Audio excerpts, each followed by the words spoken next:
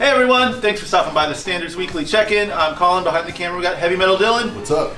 Got a short and sweet one for you today. We're going to be flipping through some new arrivals and recently priced records. We got no questions to address at the end of the video, so tisk, hit the YouTube comments section. We'll hit them up next week. As always, if you see anything you like, you can hit the DMs on Instagram, give the shop a ring, or just cruise by. We're open 11 to 8, 7 days a week. I'm gonna come out with some high-end staff picks. Go ahead.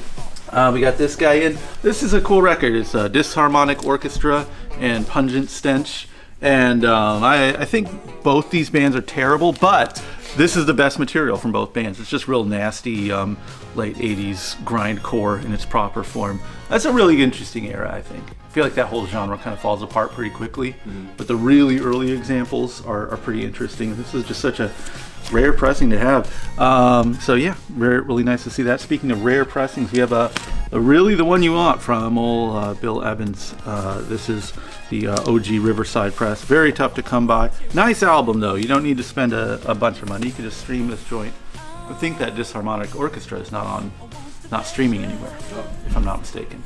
So you got to have the OG wax for underground grindcore. But if you want very overground piano jazz, that Bill Evans record is really nice. Just pleasant background music. Just feel like you're in a smoky bar as a detective.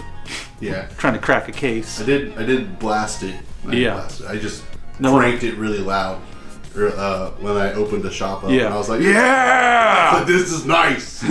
This is nice and pleasant. Yeah. Yeah. It's really nice. I say this about ambient music too, where there's like kind of a fine line between like music at a spa and like something kind of cool and interesting. I think piano jazz falls into the same category, where there's no real way to describe it. There's just like complete background music and something that's just present enough to be engaging, but not to like overpower anything. Probably ambient music before there was ambient music. Piano jazz. Really nice record. What are you listening to, dude? Oh, dude. Hey, dude. You know, in my spare time, free time, I'm trying to get in that Halloween spirit. I've been kind of forgetting, just listening to regular music that I call it. Like a fool. Yeah, and I'm like, damn it, I gotta listen to some like scary music. Yeah. Nothing says Halloween than King Diamond, dude, but we got them, and I think we have the Eye.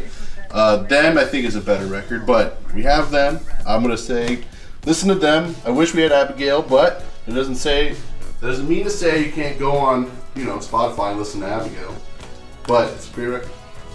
I think the Eye might be a little better. You think?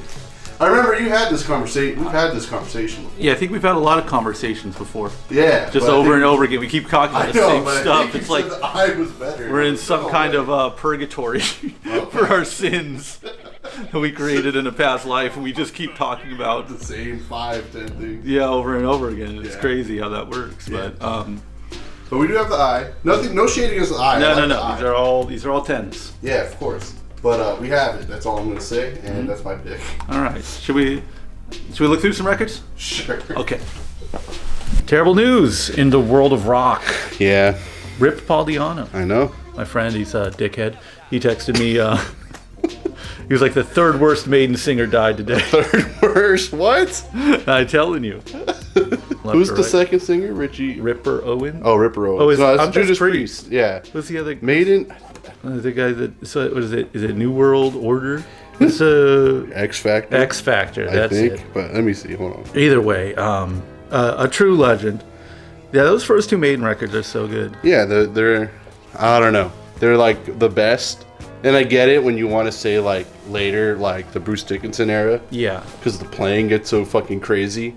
But realistically, it's like the first album is just so goddamn untouchable. I know. It's rude to say he's the best singer because he's on so few albums. Yeah.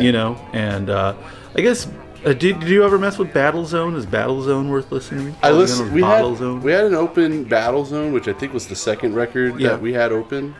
And I thought it was alright. It was just wanting to be Maiden. Yeah. And like, it was kind of sad to listen to, I guess. Yeah, because that's the thing, is they change stylistically when they change singers. And I think it's the riffs and that.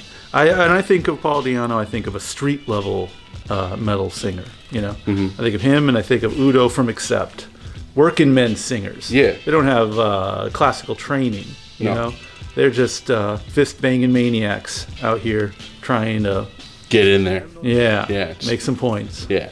The third singer is Blaze Bayley. Oh, that's right. Yeah. I don't know. I think I was probably thinking of Sabbath or something. But Blaze Bayley, you're going to say he's the third worst? Well, we won't have that here. Maybe saying that Diano is better than Bruce is a little try hard, so we won't go that far. But regardless, In terms of style. rip a goat. Yeah, for real. That's all we got for today's video. If you want to see some questions answered on next week's video, hit them in the YouTube comments section. We'll address them next week. Thanks for watching, everyone. Peace.